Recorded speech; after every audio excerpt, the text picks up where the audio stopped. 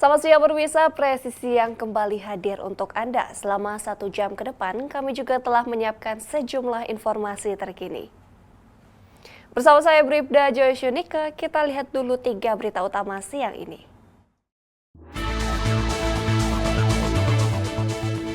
Kapolda Maluku secara resmi menyerahkan santunan risiko kematian khusus kepada keluarga almarhum Aibda Anumerta Husni Abdullah.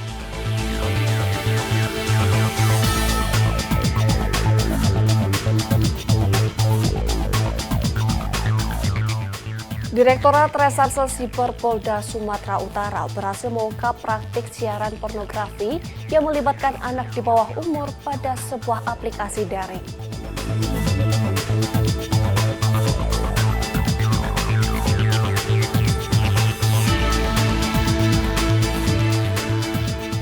Kapolres Sarwi menggelar acara lepas pamit Kapolres Kompol Suparmin yang telah resmi dimutasikan ke tempat tugas yang baru.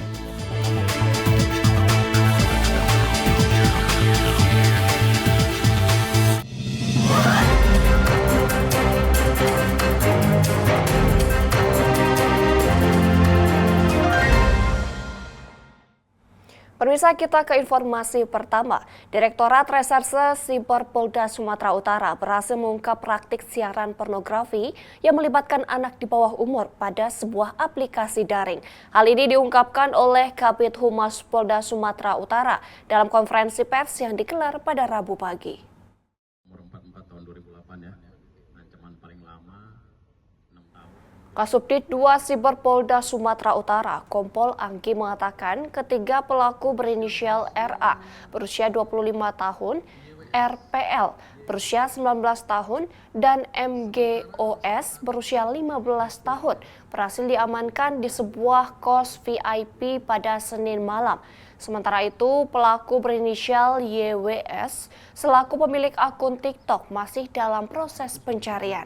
Sejumlah barang bukti seperti tripod, 5 unit ponsel, perlengkapan tidur hingga data akun dari aplikasi terkait berhasil diamankan.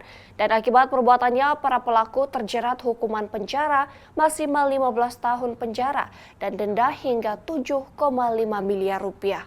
Kemudian yang talent perempuan itulah MGOS yang di bawah umur. Kebetulan yang kami amankan 1 germo dan 2 talent. Jadi 1 germo, 2 talent sudah kami amankan. Keterangan dari germo dari bulan Januari dan sampai sekarang terakhir kami amankan kemarin, berarti sudah sekitar kurang lebih 4 bulan. Kemudian informasi juga dari germo, dia dibayar oleh host yang sampai saat ini masih dalam pengejaran kami. Host yang di aplikasi TT yang pertama tadi kami sampaikan, itu masih dalam pengejaran kami, itu dibayar 700.000 satu kali main.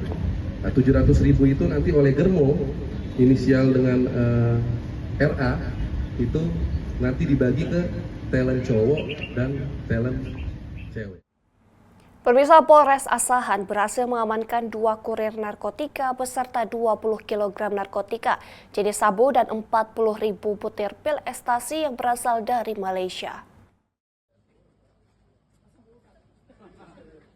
Kedua tersangka berinisial SE berusia 41 tahun warga desa Sailunang dan RN berusia 29 tahun warga Saiapung, Kabupaten Asahan. Kapolres Asahan AKBP Afdal Junaidi mengatakan para tersangka bekerja untuk pria berinisial B yang diduga kuat merupakan bandar besar. Ia menyebut kedua tersangka sempat melarikan diri menggunakan sepeda motor, sementara itu tersangka RN mencoba membuang barang bukti. Dan akibat perbuatannya, kedua tersangka terjerat hukuman penjara seumur hidup dan pidana mati. Kami sudah laksanakan juga di pengadilan, juga sudah kami laksanakan. Pemirsa, Polda Kepri melakukan pemusnahan barang bukti narkotika hasil pengungkapan kasus tindak pidana narkotika selama periode Maret tahun 2025.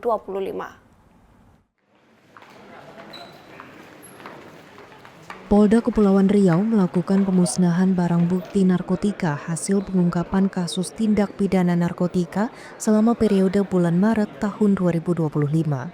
Wakapolda Kepulauan Riau Brigjen Pol Anom Wibowo mengatakan sebanyak 10 laporan polisi berhasil diungkap dan 15 tersangka telah diamankan, terdiri dari 14 pria dan 1 wanita. Selain itu, sejumlah barang bukti yang dimusnahkan yakni 96,2 kg sabu beserta 3.970 butir ekstasi. Ia menyebut sebelum dilakukan pemusnahan, Bidokes Polda Kepulauan Riau melakukan pemeriksaan terhadap barang bukti narkotika menggunakan alat tes khusus untuk memastikan keaslian jenis narkotika sesuai hasil laboratorium. Proses pemusnahan dilakukan secara transparan dan sesuai prosedur yang berlaku. Sabu dan pil ekstasi dihancurkan dengan cara dibakar melalui alat insinerator BNN Kepulauan Riau. Dari Humas Polda Kepulauan Riau melaporkan untuk Polri TV. Pemirsa, seorang petugas keamanan dan karyawan sebuah pabrik di Balong Bendo, Sidoarjo, Jawa Timur nekat curi kabel di tempat kerjanya.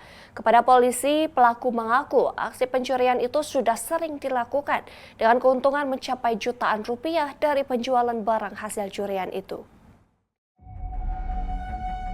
Bersama seorang rekannya AFP, 34 tahun yang juga karyawan pabrik yang sama nekat melakukan aksi pencurian kabel di pabrik tempat kerjanya sendiri. Menggunakan kesempatan pabrik dalam keadaan kosong, kedua pelaku ini masuk ke dalam pabrik dengan memanjat tembok pabrik untuk kemudian memotong dan mencuri kabel yang ada di dalam pabrik. Kepada polisi, pelaku yang merupakan tenaga keamanan di pabrik tersebut mengaku nekat mencuri kabel karena balas budi terhadap rekannya yang sering memberinya rokok. Selain itu, hasil menjual barang curian itu cukup besar hingga mencapai 4 juta rupiah, sehingga membuat pelaku nekat melakukan pencurian di tempat kerjanya sendiri. Selain mengamankan kedua pelaku, polisi juga mengamankan sejumlah barang bukti, diantaranya sebuah motor milik pelaku, sebuah mobil rental yang digunakan untuk mengangkut kabel curian, serta gulungan kabel yang belum sempat dijual. Kepada polisi, pelaku mengaku sudah melakukan aksi pencurian kabel itu beberapa kali sejak sebelum hingga sesudah Lebaran. Dari kedua orang itu terjadi kong kali kong, mereka bisa melihat ada barang-barang yang berharga, dan kemudian pada saat jam kosong atau jam yang kurang pengawasan, para pelaku bisa mengambil kabel tembaga. Modus operandinya, ya, pelaku ini melakukan pencurian dengan cara memanjat tembok pabrik, kemudian masuk menggunakan tangga dan mengambil roll kabel tembaga panel dengan menggunakan alat berupa gergaji, dan selanjutnya memotong dan membawa keluar. Dan hal ini dilakukan secara berulang kali. Untuk kepentingan pemeriksaan lebih lanjut, saat ini kedua pelaku diamankan di sel tahanan Polresta Sidoarjo. Sementara polisi hingga kini masih terus melakukan proses pencarian pelaku lainnya yang membantu kedua pelaku dalam melakukan aksi pencurian kabel tersebut. Dari tim Humas Polresta Sidoarjo, Polda Jawa Timur melaporkan untuk Polri TV. Pemirsa, jajaran Kepolisian Resor Garut, Jawa Barat sudah menangkap terduga pelaku asusila terhadap pasien yang dilakukan di salah satu klinik di Garut. Mengamankan kurang dari 24 jam, namun demikian polisi belum menetapkan status tersangka pada dokter tersebut pada Selasa malam. Dokter kandungan yang diduga melakukan tindak asusila kepada pasiennya akhirnya diamankan jajaran Kepolisian Polres Garut. Setelah dilakukan penangkapan, pelaku langsung diperiksa secara intensif oleh Unit Perlindungan Perempuan dan Anak atau PPA Satreskrim Polres Garut. Kasat Reskrim Polres Garut AKBP Joko Prihatin mengaku saat ini pelaku sudah diamankan dan belum bisa dihadirkan ke publik. Sedangkan korban yang sudah melapor ada 2 korban. Untuk status masih dalam pemeriksaan dan masih didalami untuk menentukan langkah selanjutnya. Terlebih bila merujuk pada pasal 308 Undang-Undang Kesehatan, apabila dokter tenaga medis melaksanakan profesinya melakukan tindakan pidana harus mendapatkan rekomendasi dari Majelis Disiplin Profesi. Menjawab apa yang menjadi viral di medsos. Tadi malam kita memang mengetahui bahwa adanya viral video atau CCTV, rekaman CCTV yang viral, ada oknum dokter yang melakukan tindak pidana, diduga melakukan tindak pidana perbuatan cabul. Namun demikian, dengan adanya viral tersebut, Polres Garut bergerak cepat. Belum 24 jam kita sudah membenarkan, kita sudah mengamankan diduga pelaku. Dan saat ini untuk pelaku kita di dalam ruangan khusus untuk dilakukan pemeriksaan intensif. Korban yang sudah kita dapatkan atau melaporkan dua korban. Ada kemungkinan viral itu ada salah satu korban yang datang ke kantor untuk melaporkan perbuatan yang bersangkutan. Ya, akhirnya kita terima dan kita dalamin atas laporan tersebut dan kita sudah amankan. Yang jelas kita sudah amankan untuk diduga pelaku sudah kita amankan, dan kita untuk dokter inisial MSF ini sudah kita amankan di Polres Garut dan saat ini dalam pemeriksaan intensif penyidik kami. Meski pelaku sudah ditangkap, Polres Garut tetap membuka posko pengaduan untuk melayani aduan masyarakat perihal kejadian ini. Dari Tim Humas Polres Garut, Polda Jawa Barat melaporkan untuk Polri TV.